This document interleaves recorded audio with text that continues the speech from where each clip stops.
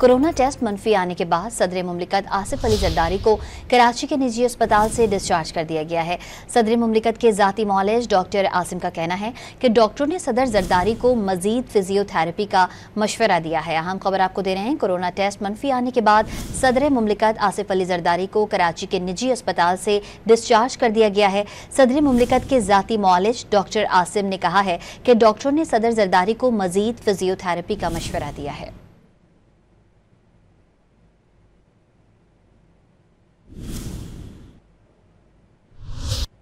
Corona test मनफी आने के बाद सदर मुमलिकत आसिफ अली जरदारी को कराची के निजी अस्पताल से डिस्चार्ज कर दिया गया है।